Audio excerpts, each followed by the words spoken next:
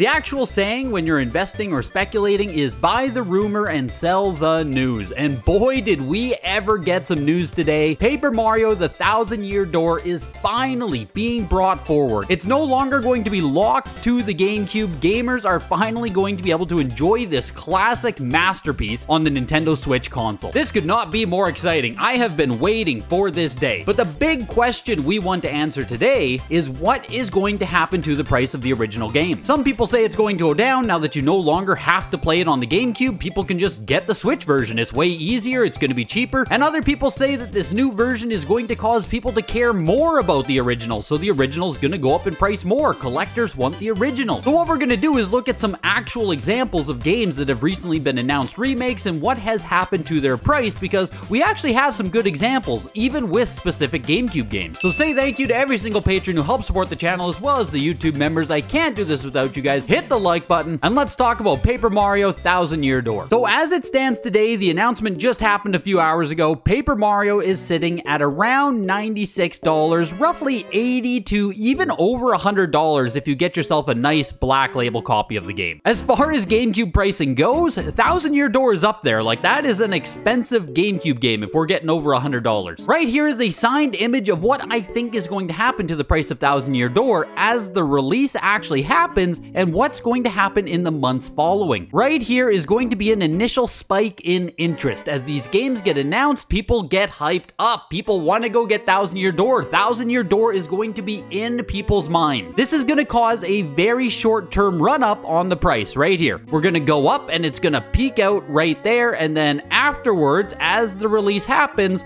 we are going to slide our way down. That's my expectation for it, and right now, with people caring, with people hyped up, presents an amazing sell opportunity for this game if you own it. But let's go ahead and start by looking at Mario Sunshine. What has actually happened with this game? Sunshine used to be a pretty expensive GameCube game. If by some chance you do not know, Mario Sunshine was ported with the 3D All-Stars collection on Nintendo Switch September 18th, 2020. So if we just look at the Sunshine chart here, the actual release was September 2020. So if we look, we can see that from February 2020, December 2019, the price had started going up a bit, peaking out actually April, May, June, July, August 2020, all the way up to $74 there, 1 month before the release of the remake. And once September hit, we go to 56, 47, 45, 43 by January 2021. That's 4 months after release. The price went from 74 down to 43. If we go a full year, September 2021, Sunshine actually hit a low point of $33 for a CIB. That's 74 at the peak, down to 33 1 year later. Now, the price did rebound a bit since then. It has been on a steady trajectory. But the big thing to note is the run-up in price as people are excited for the remake and the subsequent crash in price that follows. Now, in the long term, Sunshine could recover by all means. If we go out 5-10 years, Sunshine could go back up in price. I don't discount that at all. We are way more focused on the next 6 to 12 months in this video. Another really big remake that did happen recently was, of course, Metroid Prime, another game that, thank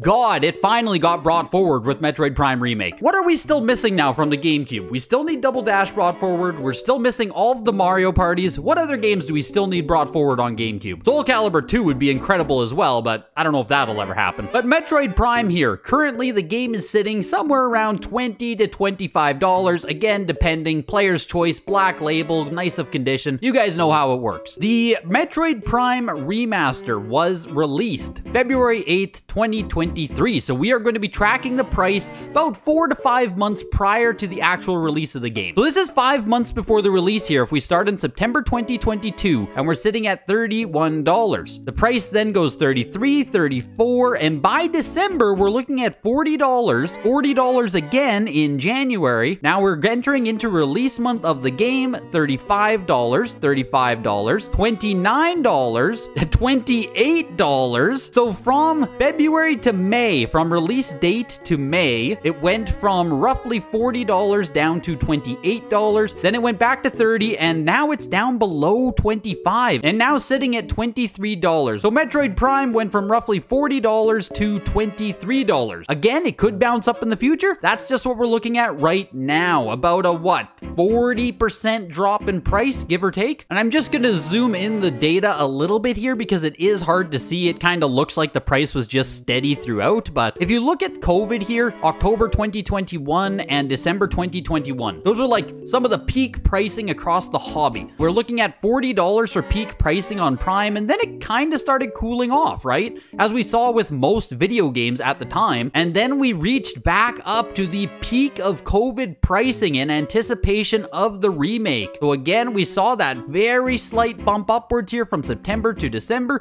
and a gradual decrease in pricing. And the last one I want to look at here, and this isn't even on the GameCube now, we're going over to the Super Nintendo console with Mario RPG. And again, just because I think it's interesting to look at what has happened in the very short term, as of course, Mario RPG Remake was announced, and I believe it comes out this month, actually. That is an awesome reminder to get right there, but this was first announced at the June Nintendo Direct. So just looking at it here, right, you can see loose is charted at $89, give or take, and complete is almost up to $400 bucks, $389. That's pretty crazy on Mario RPG. It's always been one of those expensive, most coveted Super Nintendo games. Again, amazing game that it finally is getting brought forward. That's incredible. It's a little bit interesting on this one because if we go to May, you can see that it's $341 and $90 respectively. The CIB actually went down in June, went from $340 to $305, but the loose cartridge jumped from $90 up to $105 for the loose cartridge. Now, this chart here kind of just looks like noise, but if we turn off CIB, you can see that the June price at $105 for the cartridge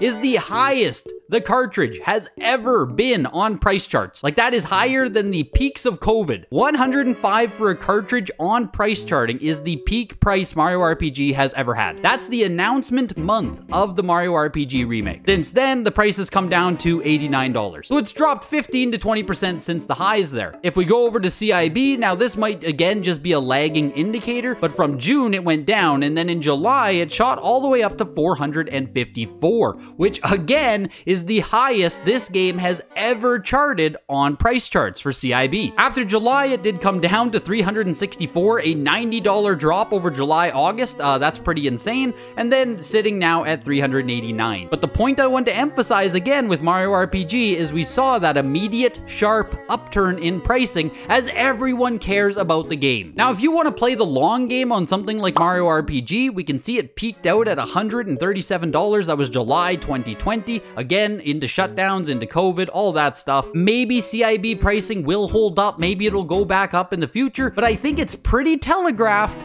that we're gonna see a bump in interest as people suck up copies in anticipation of the remake or simply wanting to experience the game again now that everyone's talking about it. And then we're gonna see prices slide as people have less reason to pick up the originals. But let me know your guys' thoughts. I love talking about this kind of stuff. Hit the like button before you go, and I will see you guys in the next video. Bye.